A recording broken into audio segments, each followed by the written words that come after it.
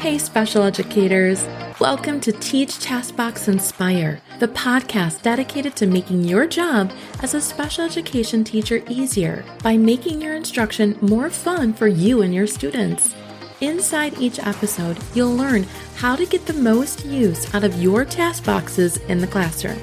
I'm your host, Lisa Holiday from Chalkboard Superhero, a veteran special education teacher passionate about empowering you with purposeful teaching strategies, helpful tips and tricks, and other classroom management tools that will help you thrive in your role.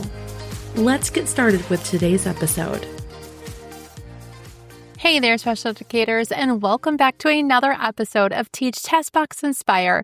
I'm your host, Lisa Holiday, and today we're diving into one of my favorite things to geek out on, the why behind task boxes.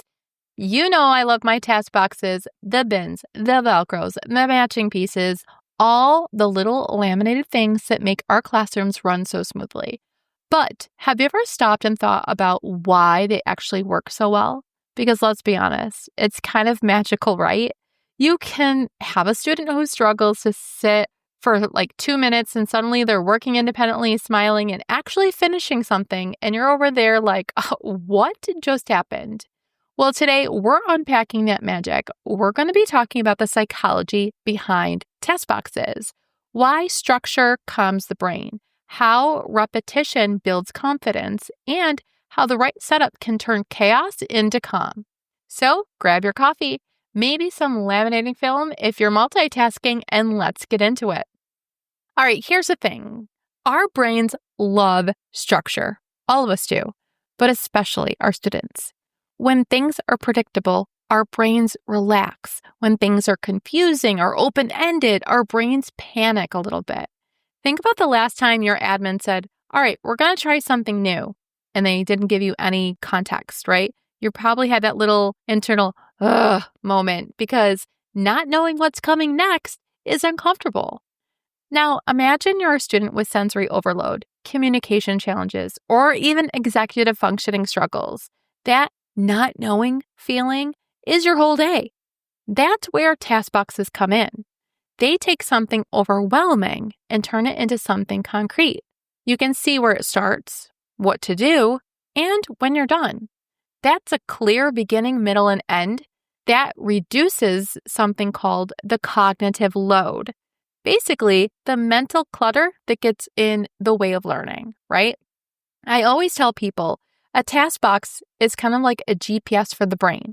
It says, here's your route. You're going to get there safely. You'll know when you've arrived. And that predictability doesn't just help students work. It helps them feel safe. So let's kind of talk about the psychology of success. Every time a student completes a task box, their brain releases dopamine, which is that feel-good chemical that reinforces motivation. It's like a little high five for their brain that says, hey, you did it. That felt so good. Let's do it again. That's why our students love finishing these boxes. The lid closes, the Velcro snaps, and their brain goes, yes, success. Now picture Johnny. He's that student who's easily frustrated, avoids writing, and shuts down when he feels overwhelmed. But you hand him a color matching box with 10 clear pieces, he finishes it. He sees success. And when he gets that I did it moment, he's building confidence, not just in the task, but in himself. The more success he feels, the more likely he's going to try new things. That is the psychology of reinforcement. The task box doesn't teach color matching. It teaches perseverance, attention, and the feeling of capability. So here's another powerful thing about task boxes. They give students control, and that control is a huge motivator. When students can choose what to work on, even from a small selection, their motivation skyrockets. It's called autonomy, one of the 3 basic needs of motivation, along with competence and connection. Let's say Sarah comes in from a noisy hallway and she's a little dysregulated. You offer her 2 choices. Do you want to start with the patterning box or the sorting coins box? That tiny choice gives her a sense of control, which helps her regulate. And once she finishes that task, she gets a burst of confidence that carries over into the rest of her day, or even just through that math class, right? Task boxes meet students where they are and give them small, achievable wins that adds up to a big emotional growth. Now let's talk about repetition. I know repetition gets a bad rap. People hear that word and think of busy work. But repetition is how learning sticks. When students repeat a skill, like sorting, identifying, sequencing, they are strengthening the neural pathways that make that skill automatic. It's the same way we learn to drive or type. At first, it's clunky, but over time, it just becomes second nature. Don't you ever feel like sometimes when you're driving, you look up and you're like, wait, how did I get here? It's because it's automatic. You are on autopilot, right? And that's what's happening when Johnny practices his, same or different box every morning. He's not just matching pictures, he's strengthening memory, attention, and fine motor control. And if you have older students, they might be doing a more rigorous box over and over again because it's extra practice for them. And you know what the best part is?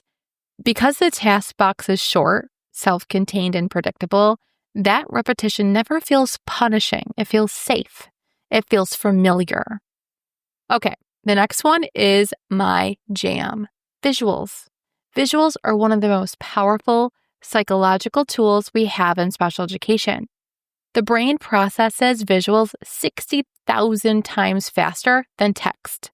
That means when we give our students visual instructions like first work, then break, or 1, 2, 3 checklist, something like that, we're bypassing confusion and going straight to clarity.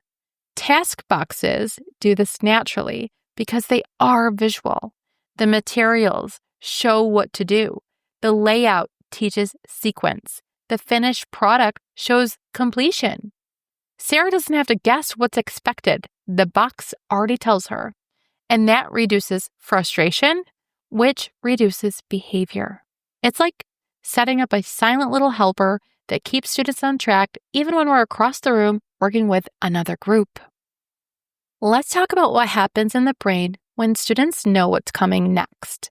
When routines are predictable, the brain is relaxed. It switches from fight or flight to I'm safe, I can focus. Think about your morning coffee routine, the comfort in knowing exactly what's coming next. Our students crave that same predictability. Task boxes create that consistency. Every day, the routine is the same. You get your box, you complete your task, you feel success. That consistency helps students regulate. It's why you'll see fewer meltdowns during independent work time. When students know what's coming, they don't have to spend energy worrying. They can spend that energy learning. And a lot of students don't even think they're learning. They think they're playing games. They always say, Miss Holiday, can I play more games? Abso-freaking-lutely. So let's kind of put all of this together. If you want to design task boxes that truly support students psychologically, here's what you want to think about. You want to keep it visual. Use pictures and models instead of long directions. You want to make it predictable. I want you to use the same size, kind of the same layout, the same flow every time. I want you to build success.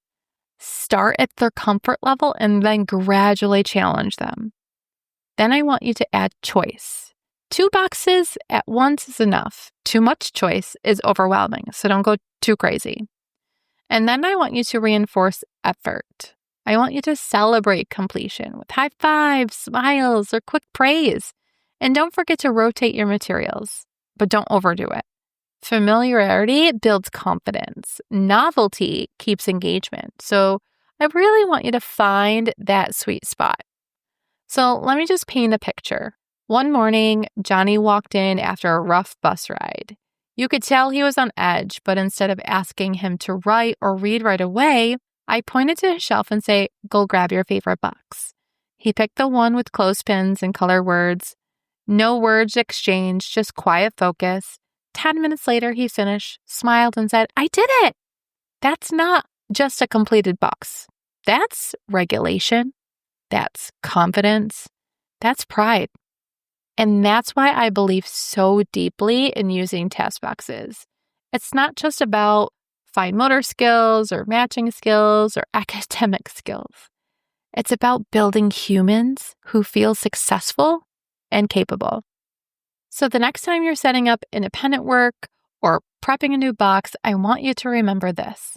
You're not just creating busy work. You're literally shaping how students' brains learn, process, and succeed. Task boxes work because they're built on psychology, safety, structure, success, and self-confidence. Those are the things that I want to see in every one of my students. And that is why I'm so passionate about making so many task boxes.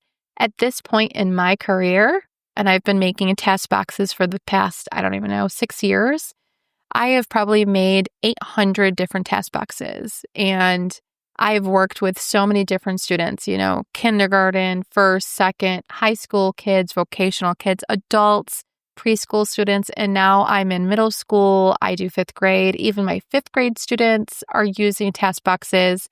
They really are for everyone.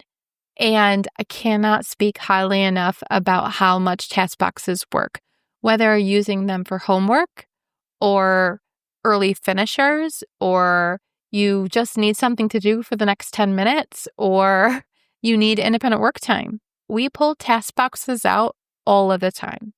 And I want you to start doing that too. If this episode hit home for you at all, please share it with another teacher who could use a little validation today. Until next time, guys. Bye-bye.